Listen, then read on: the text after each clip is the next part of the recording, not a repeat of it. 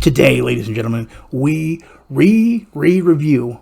You heard that right. Review Aqua Teen Forever Plantasm. And we're doing a giveaway for the digital code in here. So, before we get started, let's cue that intro, shall we?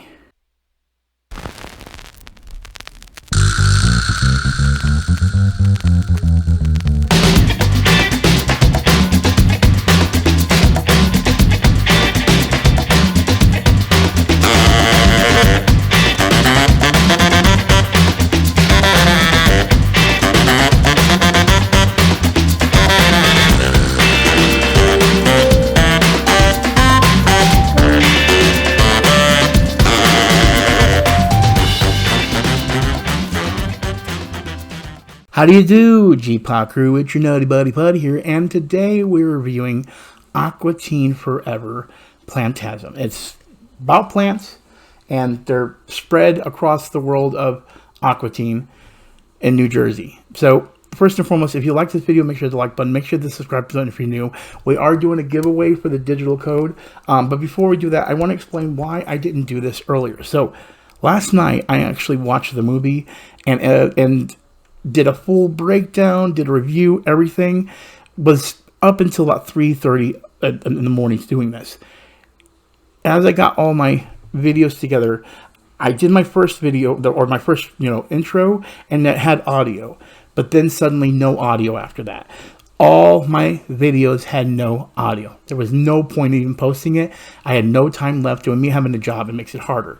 So, unfortunately, I did not get my review out last night, but I'm doing it right now here for you guys. So understand that that's the reason why it's late. But luckily, because of this little thing, this little item, we're going to open this up, by the way, because it comes with a poster. And then we're going to go ahead and I'm explain how you can actually get the digital code inside here. So if you noticed, right above me, there is ATHF. You see it there? Says hashtag ATHF. That is your first hashtag, ladies and gentlemen, to get into the giveaway. So to get into this giveaway, you have to make sure that you type out every hashtag in order that they appear above me on the screen. And every time they appear above me on the screen, that's when you need to type that one into your comments and make sure you have them in order. If you have them all in order, then you'll be put into the giveaway for the digital code.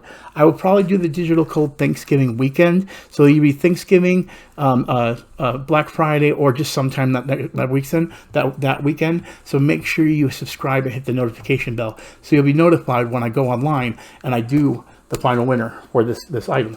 But let's talk about this movie in general first. So for those that are unaware, I'm a huge Aqua Teen 104 fan. I don't have any of the DVDs I used to. I used to have the DVDs of all the TV shows, but I don't have anymore. So this is what I have left right here is the movie, and both movies, I should say, now that I think about it. And as for Plantasm, here's my thing.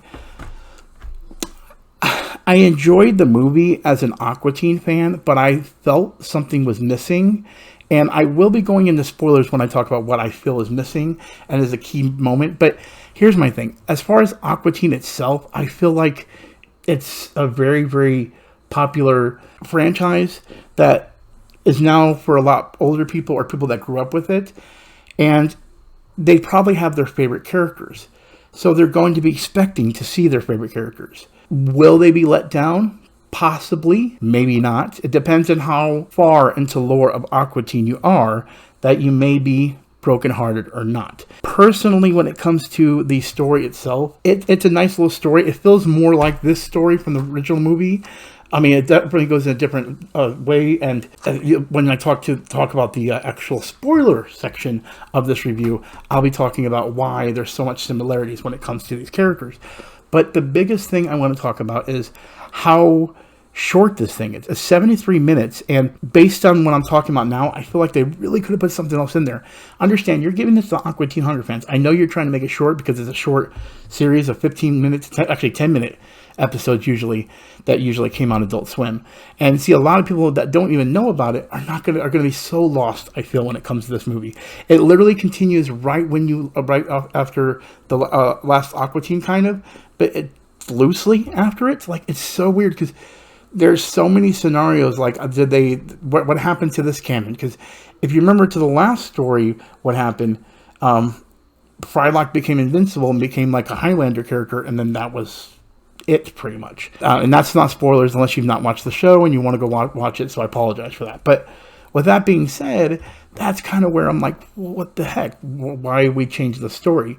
And I'm willing to accept that because, again, we're talking anthropomorphic, food products, fry, shake, and a ball of meat. But again, you got to stick within the lore of what their lore is, I think. So honestly, it's not one of the best movies in my eyes.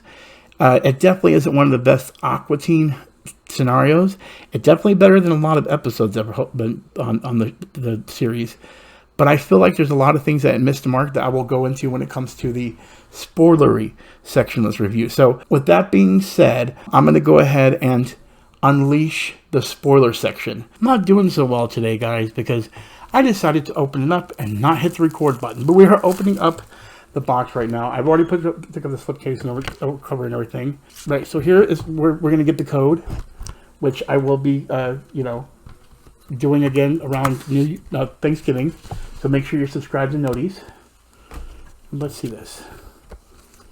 Oh, this might be bigger than I thought.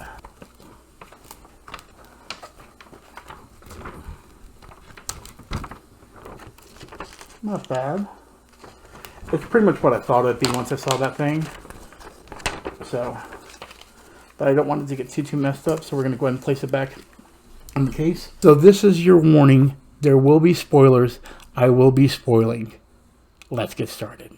Okay, so as noted before, there were some things that I wanted to talk about when it came to the spoilers. Now, I had broken down every character, things of that nature, because of the loss of audio. Again, lost also any breakdown I had recorded. Now, as I stated earlier, if your favorite character is in here or not, by all means, I understand. For me, it was a 7MC Pants. That was actually my favorite go-to character. That never appeared in this movie at all. The funny part about this, and why I'm bringing this up, is because we did get cameos, but they were just the weirdest ones. For example, Willie Nelson here. If you're not familiar, Willie Nelson is the character that lived above their attic that was getting mail, but they kept on throwing the mail out because they didn't think a Willie Nelson worked there. They thought, or worked there but lived there. And so they were throwing the mail out, and Willie Nelson was like, oh yeah, let me just throw your stuff out. And he was being a monster, but a bad monster that Shake was trying to show. Lo and behold, even though he's a bad monster, he's been killing people in the attic, missing people. Carl ends up one of them. Again, Carl keeps on going back to life anyway. My point to the whole thing is this. These are prime examples of Easter eggs that I was hoping to see more of, and we didn't get. Here's my thing. We ended up getting more of something else instead. Prime example, Neil here. Now, here's my thing with Neil here. Neil appears in this movie. This is the character of Neil. There's also a Neil in this one that plays drums in a watermelon vehicle. Neil short, in a watermelon, in a llama.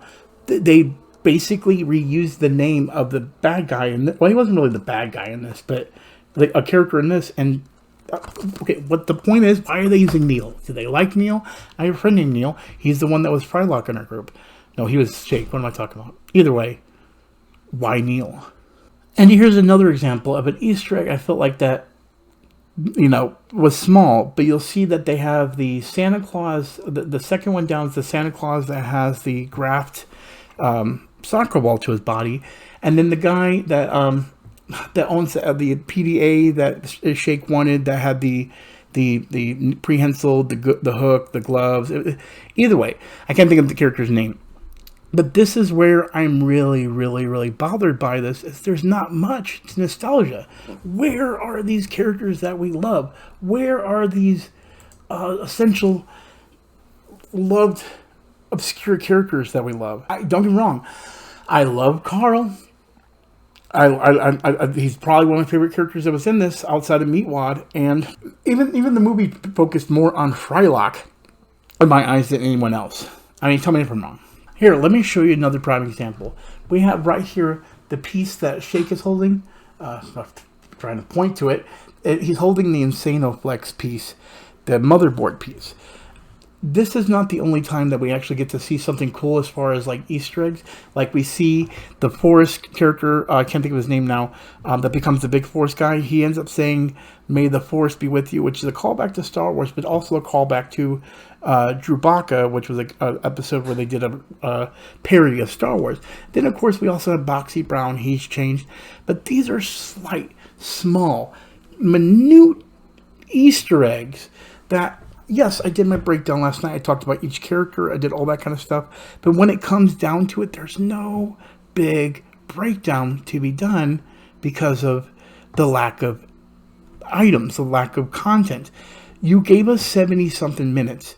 And in return, we ended up getting a little lower than average. And at the same time, we didn't get the cameos we wanted. I want cameos. I want people that I really, really like. And of course, don't get me wrong, I do love that what the Moon Knights did. The Moon Knights did a great thing on this episode. And I love how they did the whole thing where they take over, things of that nature. That is awesome. And it didn't get boring. That's probably my favorite part of it. But for someone that sat there and recorded breaking down the characters, Easter eggs, things of that nature, it was a little bit of a letdown. Not gonna lie. I'm still an Aqua Teen fan. I do like the movie, but it's just compared to what's out there, this is understandable why this went straight to digital and Blu-ray.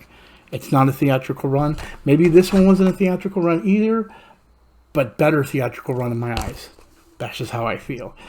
Tell me in the comments below, what did you think of Aqua Teen Forever Plantasm? Now, of course, at this point, we have had all the hashtags. Last one is probably up there now. And you now have all the hashtags if you watch the whole video. If you did not and you're missing one, then try not skipping around because I'm not going to make it easy for you. But I appreciate you all watching. As always, I'm Putty with the G-Pop Crew. This Friday night or Thursday night, Friday morning, I will have my Black Panther review up. And then we are taking a break. I will have a review. I will have my review for Andor done this month, as well as my review for Harley Quinn to fill in those spots because I won't be reviewing anything for a while. But luckily we have a lot of reviews coming, a lot of content, and hopefully this will all lead up into a very festive and holiday live streamer channel. You know what I mean. But with that being said, as always, I'm Putty with the G-Pop Crew. Make sure you have hashtags in the giveaway down there below too, and I'll see you guys in the next video. Peace.